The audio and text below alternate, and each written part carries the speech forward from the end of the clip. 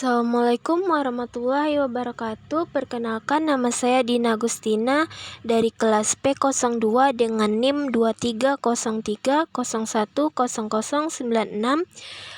Di sini saya akan menceritakan cerita rakyat Timun Mas untuk memenuhi tugas pada mata kuliah folklore. Dahulu kala hiduplah seorang janda bernama Mbok Serini.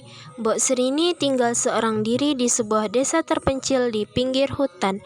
Suaminya sudah lama meninggal dan mereka belum juga dikarunia anak. Sehari-hari dia bekerja di ladang, menanam segala macam sayur-sayuran.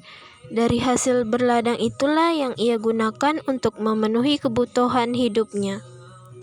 "Oh, andai saja aku mempunyai seorang anak," kata Mbok Serini suatu pagi. Rupanya keinginannya itu didengar oleh sesosok makhluk yang mengawasinya dari balik rerimbunan pohon. Perlahan dia mendekati Mbok Serini yang sedang beristirahat. Dari balik rimbun pepohonan muncul sesosok makhluk tinggi yang besar bertubuh hijau yang mengerikan. Raksasa itu berjalan mendekati Mbok Serini. Suara langkah kakinya berdebam, betapa takut dan terkejutnya Mbok Serini. "Raksasa, bagaimana aku akan mempunyai seorang anak? Suamiku saja sudah lama meninggal," kata Mbok Serini gemeter. "Aku akan membantumu, asal engkau mau berjanji suatu hal padaku," ucap raksasa mendekati Mbok Serini. "Tanamlah biji ketimun ini di ladangmu dan rawat baik-baik." Raksasa itu menyerahkan segenggam biji ketimun pada Mbok Serini. Mbok Serini menatap butir-butir biji ketimun yang ada di genggamannya, antara percaya dan tidak dengan apa yang dikatakan raksasa. "Nanti jika anakmu sudah berumur 6 tahun, engkau harus menyerahkan anak itu padaku," kata raksasa menyebutkan syaratnya. "Baiklah, kuterima syaratmu," kata Mbok Serini menerima permintaan raksasa.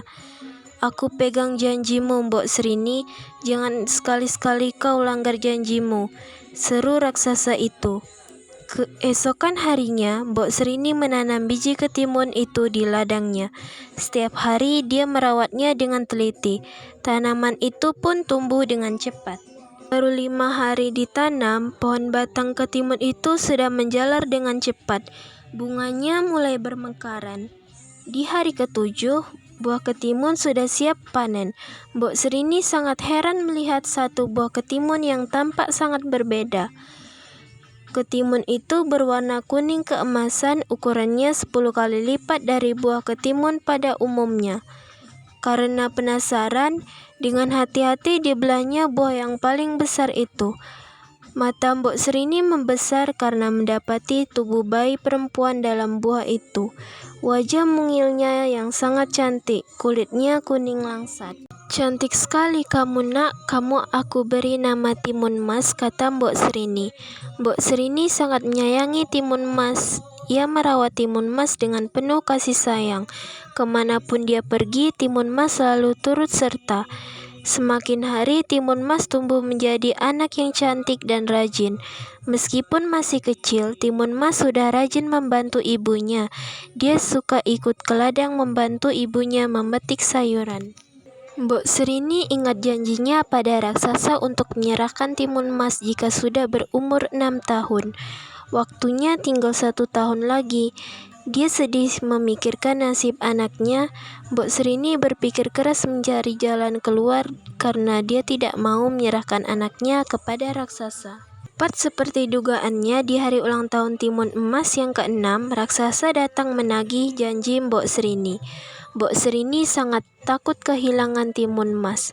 "Hei Mbok Serini, keluarlah. Aku datang menagih janjimu." "Mana anakmu? Aku sudah lapar," teriak raksasa dari halaman rumahnya. Cepat-cepat Mbok Serini menyuruh Timun Emas sembunyi di dalam kamar. Dia keluar menemui raksasa. "Sabar raksasa, anakku Timun Emas masih terlalu kecil. Datanglah padaku 3 tahun lagi, semakin dewasa dagingnya semakin enak disantap," kata Mbok Serini mengulur janji. Raksasa terdiam sebentar memikirkan kata-kata Mbok Serini barusan cukup masuk akal. Baiklah, aku akan datang kembali 3 tahun lagi. Rawat Timun Mas baik-baik biar dia bertambah gemuk dan sehat. Dan ingat, jangan bohong padaku, kata raksasa itu sambil berlalu masuk ke dalam hutan lagi. Mbok Serini sedikit lega melihat raksasa itu meninggalkan rumahnya. Dia terus mencari cara agar niat raksasa memakan anaknya bisa digagalkan. Suatu malam dia bermimpi. Dalam mimpinya itu dia bertemu dengan orang bijak. Orang bijak itu berjanji akan membantunya, tetapi dia harus menemuinya di Gunung Gandul yang ada di belakang hutan. Paginya Mbok Serini menceritakan mimpi itu ke Timun Mas. Sebelum pergi, dia berpesan agar Timun Mas tetap di dalam rumah sampai ibunya pulang. Butuh waktu seharian penuh untuk tiba di puncak Gunung Gandul. Mbok Serini segera menemui orang bijak itu. Dia mengutarakan semua hal yang dilihatnya di dalam mimpi. Semoga bungkusan ini bermanfaat. Berdoalah pada Tuhan agar anakmu dilindungi, pesan orang bijak itu kepada Mbok Serini. Terima kasih atas kebaikan kakek, kata Mbok Serini menerima 4 bungkusan kecil. Dengan perasaan bahagia, Mbok Serini bergegas pulang ke rumahnya. 3 tahun telah terlewati. Pagi itu terdengar suara langkah berdebam mendekati rumah Mbok Serini. Ternyata raksasa datang untuk menagih janji. Mbok Serini menyuruh Timun Mas keluar lewat pintu belakang. Nak, segeralah lari dari sini. Larilah sejauh mungkin. Bawa bungkusan ini, lemparkan satu persatu kalau raksasa mulai mendekatimu, pesan Mbok Serini. Apa ini, Bu? Tanya Timun Mas. 4 bungkusan ini berisi biji ketimun, setusuk jarum, garam, dan terasi. Ingat baik-baik pesan ibu tadi, nak. Timun Emas mengangguk dan segera pergi. Mata sang raksasa menatap sekeliling. Tubuhnya yang tinggi besar membuatnya gampang melihat pemandangan di sekitarnya. Dilihatnya Timun Emas berlari menuju hutan. Serini ketakutan menatap tubuh makhluk besar itu di hadapannya. Bergegas raksasa itu menyusul Timun Emas yang sudah jauh meninggalkan rumah. Dalam sekejap langkahnya yang lebar itu bisa menyusul Timun Emas. Timun Emas menoleh cemas, dia semakin mempercepat larinya. Diambilnya bungkusan pertama yang diberikan ibunya. Isinya adalah biji-biji ketimun. Segera dilemparkannya biji-bijian itu ke arah raksasa. Ajaib, dalam sekejap tanah yang dipijak raksasa berubah menjadi ladang ketimun. Ranum buah ketimun bergelantungan di batangnya. Raksasa tergiur. Dengan rakus dia memakan buah-buah ketimun itu sampai habis. Setelah buah-buah ketimun itu habis dimakan, tiba-tiba sulur-sulur batangnya menjerat tubuh raksasa dengan kuat. Tanpa menyiapkan kesempatan, Timun Mas segera pergi melanjutkan perjalanannya. Tetapi dalam waktu sekejap, raksasa berhasil membebaskan diri dari belitan pohon ketimun. Dia kembali mengejar Timun Mas yang sudah semakin jauh. Jarak raksasa dengan Timun Mas tinggal beberapa meter lagi. Timun Mas segera mengambil bungkusan kedua dari balik selendangnya. Keajaiban kembali terjadi. Kali ini jarum yang dilemparkan berubah menjadi hutan bambu yang sangat lebat. Raksasa terperangkap ke dalam hutan bambu. Melihat raksasa yang kebingungan terperangkap, Timun Mas kembali berlari menjauh.